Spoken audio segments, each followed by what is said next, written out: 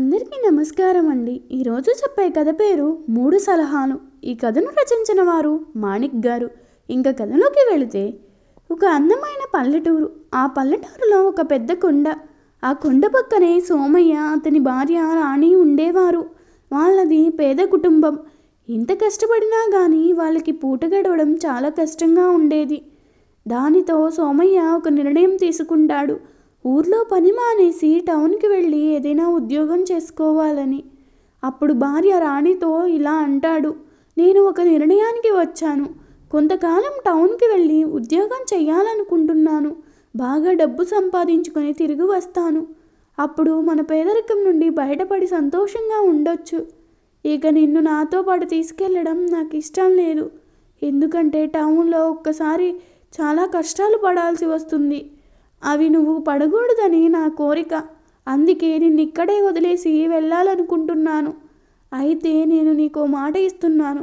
నిన్ను ఎప్పటికీ మర్చిపోను. అలాగే నిన్ను నా భార్యగా నా గుండెల్లోనే దాచుకుంటాను. అయితే నువ్వు కూడా నాకు ఒక మాట ఇవ్వాలి. నేను తిరిగి వచ్చేంత వరకు నువ్వు ఎక్కడికి వెళ్ళకూడదు. నేను నీ భర్త అని ఎప్పటికీ మర్చిపోకూడదు. నేను నీతో వాటే ఉన్నానని అనుకుని బ్రతుకుతూ ఉండాలి అని. భర్త మాటలకి మొదట ఆశ్చర్యపోయిన తరువాత అర్థం చేసుకుని రాణి కూడా భర్త సోమయ్యకు మాట ఇస్తుంది. మీరు చెప్తున్న మాటలలో నాపై మీకు గల ప్రేమను తెలియజేస్తున్నాయి. సరే అండి, ఎంతకాలమైనా సరే మీ రాక కోసం నా కన్నులు ఎదురు చూస్తూ ఉంటాయి. అలా అని నేను కూడా మీకు మాట ఇస్తున్నాను. ఇద్దరు బాధతో ఆలింగనం చేసుకొని వీడ్కోలు తీసుకుంటారు.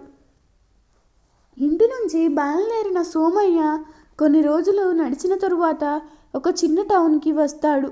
అక్కడ ఒక వ్యాపారి దగ్గర ఒక చిన్న ఉద్యోగం సంపాదిస్తాడు. ఉద్యోగంలో చేరిన మొదటి రోజు యజమానితో, అయ్యా, నాకు నెల నెల జీవితం డబ్బులు ఇవ్వద్దు. నేను ఎంతకాలమైతే మీ దగ్గర నమ్మకంగా పనిచేస్తానో అప్పటిదాకా పనిచేసిన దానికి మొత్తం జీతం డబ్బులు మీ దగ్గరే ఎత్తి పెట్టండి. నేను తిరిగి ఇంటికి వెళ్ళేటప్పుడు ఆ మొత్తం ధనాన్ని తీసుకుని వెళ్తాను అని చెప్తాడు. దానికి యజమాని అంగీకరిస్తాడు. 20 సంవత్సరాల తరువాత యజమానితో, అయ్యా, నేను ఇంటికి వెళ్ళే సమయం వచ్చింది. ఇప్పటిదాకా నేను సంపాదించిన మీ దగ్గర ఎత్తిపెట్టిన మొత్తం డబ్బుని ఇవ్వండి. నేను తీసుకుని వెళ్తాను అని అంటాడు. యజమాని సోమయ్యతో, సోమయ్య, నువ్వు నాకు నమ్మకంగా ఉండి చాలా కష్టపడి పనిచేశావు. నిన్ను చూస్తుంటే చాలా సంతోషం వేస్తుంది. అలాగే నువ్వు చాలా ఎక్కువ మొత్తంలో ధనాన్ని సంపాదించుకోగలిగావు. నువ్వు కష్టపడి సంపాదించిన ధనాన్ని నీకు తప్పకుండా తిరిగి ఇచ్చేస్తాను. అయితే నేను ఒక అవకాశాన్ని ఇవ్వాలనుకుంటున్నాను. అది ఏమిటంటే, ఇప్పటిదాకా నువ్వు సంపాదించిన ధనం మొత్తం కావాలా, లేక నీ జీవితానికి సంబంధించిన 3 సలహాలు ఇవ్వాలనుకుంటున్నాను. అవి కావాలా? బాగా ఆలోచించుకుని చెప్పు అని అంటాడు. 2 రోజుల తరువాత సోమయ్య బాగా ఆలోచించుకుని ఒక నిర్ణయానికి వచ్చి యజమానితో, మీరు నా జీవితానికి సంబంధించిన సలహాలు అవి అంటున్నారు. అంటే అవి ఎంత విలువైనయో అని నేను అనుకుంటున్నాను. కాబట్టి నాకు ధనం వద్దు. మీరు ఇవ్వాలనుకున్న ఆ విలువైన సలహాలనే ఇవ్వండి చాలు అని అంటాడు. దానికి యజమాని సోమయ్యతో, మొదటి సలహా, జీవితంలో ఎప్పుడు దగ్గరి దారులను ఎంచుకోవద్దు. అది చాలా ప్రమాదం మరియు అది నీ జీవితాన్ని అంతం చేసేయొచ్చు. రెండవ సలహా, జీవితంలో ప్రతిదీ తెలుసుకోవాలనే అత్యుత్సాహం పనికిరాదు. దానివలన నీ ప్రాణానికే ప్రమాదం ఉంటుంది. మూడవ సలహా, ఎప్పుడు కోపంలో కానీ బాధలో కానీ ఉన్నప్పుడు ముఖ్యమైన నిర్ణయాలు తీసుకోవద్దు. దానివల్ల నువ్వు జీవితాంతం బాధపడాల్సి వస్తుంది అని చెప్తాడు. తరువాత యజమాని సోమయ్యకు 3 పెద్దగా ఉన్న రొట్టెలు ఇస్తూ, నీకు 3 పెద్ద రొట్టెలు ఇస్తున్నాను. మొదటి 2 రొట్టెలు నీకు ప్రయాణంలో ఆకలి తీర్చడానికి, 3వ రొట్టె నువ్వు ఇంటికి తీసుకువెళ్ళడానికి అని చెప్తాడు. 3 రొట్టెలు తీసుకుని సోమయ్య యజమానికి వీడ్కోలు చెప్పి ఇంటికి తిరుగు ప్రయాణం అవుతాడు.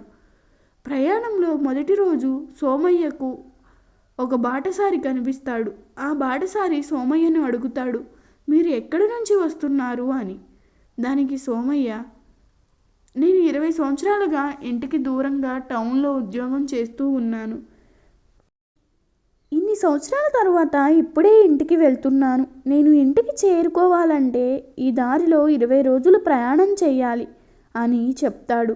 అప్పుడు బాటసారి సోమయ్యతో ఇలా అంటాడు, నేను మీకు ఒక దగ్గరి దారి చూపిస్తాను. ఆ దారిలో వెళ్ళారంటే మీరు 5 రోజుల్లోనే మీ ఇంటికి చేరుకోగలుగుతారు. సోమయ్య ఆ దగ్గరి దారిలో ప్రయాణం చేయడం మొదలు పెడతాడు. వెంటనే అతనికి యజమాని చెప్పిన మొదటి సలహా గుర్తుకు వస్తుంది. ఎప్పుడూ దగ్గరి దారులు ఎంచుకోవద్దని, అది జీవితాన్ని అంతం చేస్తుంది అని. వెంటనే సోమయ్య తిరిగి తాను మొదట వచ్చిన దారిలోనే వెళ్తాడు. ఆ విధంగా సోమయ్య దోపిడీ నుంచి ప్రాణాలతో తప్పించుకోగలిగాడు. ఎందుకంటే దగ్గరి దారిలో దారి దోపిడీలు, దొంగతనాలు, హత్యలు ఎక్కువగా జరుగుతూ ఉంటాయి. ఆ రోజు రాత్రి దారిలో ఒక చిన్న పల్లెటూరులో ఒక ఇంటి దగ్గర ఆగుతాడు. ఆ ఇంటి పెద్దని అడుగుతాడు, ఈరోజు రాత్రి ఇక్కడ విశ్రాంతి తీసుకుని రేపు ఉదయాన్నే నేను బయలుదేరి వెళ్ళిపోతాను అని. దానికి ఇంటి పెద్ద ఒప్పుకుంటాడు. ఆ రాత్రి సోమయ్య గదిలో పడుకుని ఉన్నప్పుడు గది బయట పెద్ద పెద్ద గర్జనలు వినిపిస్తూ ఉంటాయి. అవిటేమిటో తెలుసుకోవాలని సోమయ్య అత్యుత్సాహంగా వెళ్ళి గది తలుపులు తీస్తూ ఉంటాడు. వెంటనే అతనికి యజమాని చెప్పిన రెండవ సలహా గుర్తుకు వస్తుంది. జీవితంలో ప్రతిదీ తెలుసుకోవాలి అనే అత్యుత్సాహం పనికిరాదు, దానివలన నీ ప్రాణాలకే ప్రమాదమని. దానితో తలుపులు తీయడం ఆపేసి వెళ్ళి పడుకుంటాడు. ఉదయాన్నే ఆ ఇంటి పెద్ద వచ్చినప్పుడు సోమయ్య అడుగుతాడు, రాత్రి పెద్ద పెద్ద గర్జనలు వినిపడ్డాయి, ఏమిటి అవి అని. దానికి ఆ ఇంటి పెద్ద ఇలా చెప్తాడు, అప్పుడప్పుడు పెద్ద పులి ఒకటి ఊరిలోకి వచ్చి తిరుగుతూ ఉంటుంది. దానివలన ఈ ఊరిలో ఎవరూ కూడా రాత్రిపూట ఇంట్లో నుంచి బయటకి రారు. దానితో సోమయ్య రాత్రి ప్రాణాలు పోకుండా బ్రతికినందుకు సంతోషిస్తాడు. సోమయ్య 20 రోజులు రాత్రి పగలు ప్రయాణిస్తాడు. 3 రొట్టెల్లో 2 రొట్టెలు తినేస్తాడు. తరువాత ఒకరోజు తన ఇంటిని గుర్తిస్తాడు. అది సాయంత్రం సమయం కావడంతో ఆ ఇంటి కిటికీలో నుంచి లైట్లు వెలుగుతూ ఉంటాయి. సోమయ్య ఎంతో సంతోషంగా ఆ ఇంటిని సమీపిస్తాడు. కానీ కిటికీలోంచి ఒక దృశ్యాన్ని చూసి కోపంతో రగిలిపోతాడు. ఎందుకంటే సోమయ్య భార్య రాణి ఆశ్చర్యకరంగా వేరొక అతనితో కలిసి ఉంటుంది. అంతే, అప్పటికప్పుడు వాళ్ళిద్దరిని చంపేయాలని ఒక నిర్ణయం తీసుకుని ఇంటి లోపలికి వెళ్తూ ఉంటాడు. కానీ వెంటనే అతనికి యజమాని చెప్పిన మూడో సలహా గుర్తుకు వచ్చి ఆగిపోతాడు. ఎప్పుడు బాధలో కానీ కోపంలో కానీ ముఖ్యమైన నిర్ణయాలు తీసుకోవద్దు, దానివలన నువ్వు జీవితాంతం బాధపడాల్సి వస్తుంది అని. ఆ రాత్రి అంతా ఇంటి బయటే నిద్రపోతాడు. ఉదయాన్నే సూర్యకిరణాలు ముఖం మీద పడడంతో నిద్రలేచి తనని తాను శాంతపరుచుకుని ఇలా ఆలోచిస్తూ ఉంటాడు, ఇక్కడి నుంచి తిరిగి వెళ్ళి నా యజమానిని అడగాలి, నా ఉద్యోగం నాకు తిరిగి ఇవ్వమని. అలాగే నా భార్యను, ఆమె ప్రియుడిని చంపకూడదు అని. కానీ ఆమె వదిలి వెళ్లే ముందు ఖచ్చితంగా తనకి చెప్పాలి, ఇప్పటికే నేను ఎంతగానో ఆమెను ప్రేమిస్తున్నాను అని. ఎప్పటికీ ఆమెనే నా భార్య అని వెళ్ళి తలుపు తడతాడు. ఎప్పుడైతే ఆమె తలుపు తీసి సోమయ్యని చూస్తుందో ఎక్కడ లేని ఆనందంతో అతని చేతులు పట్టుకుంటుంది. కానీ సోమయ్య ఆమె చేతులు వెంటనే పక్కకు తోసేసి బాధతో ఏడుస్తూ ఇలా చెప్తాడు, నేను ఈ 20 సంవత్సరాల్లో నీ మీద ఎంతో నమ్మకంతో ఉన్నాను. నిన్ను చాలా ప్రేమించాను, కానీ నువ్వు నన్ను మోసం చేశావు. దానికి రాణి, నేను మిమ్మల్ని ఎప్పుడూ మోసం చేయలేదు అని చెప్తుంది. కానీ దానికి అతను ఇలా అంటాడు, లేదు, నేను రాత్రి చూశాను, నువ్వు వేరే అతనితో కలిసి ఉన్నావు. లేదు, అతను మన కొడుకు. మీరు ఉద్యోగం కోసం ఇల్లు వదిలి వెళ్ళేటప్పుడు నేను గర్భవతిని. మీరు వెళ్ళాక అతను పుట్టాడు. ఈ రోజుతో మన కొడుక్కి 20 సంవత్సరాలు నిండాయి అని చెబుతుంది. ఆ మాటతో ఎంతో సంతోషించిన సోమయ్య ఆనందంతో భార్య రాణిని కౌగిలించుకుంటాడు. ముగ్గురు చాలా సంతోషంతో కూర్చుని మిగిలిన 3వ రొట్టెని తినడానికి తుంచుతారు. అప్పుడు తన యజమాని 20 సంవత్సరాల్లో కష్టపడిన ధనంతో పాటు వడ్డీ కూడా కలిపి ఆ రొట్టెలో పెట్టుంటాడు. దానితో వాళ్ళ ఆనందానికి అవధులు లేకుండా పోతుంది.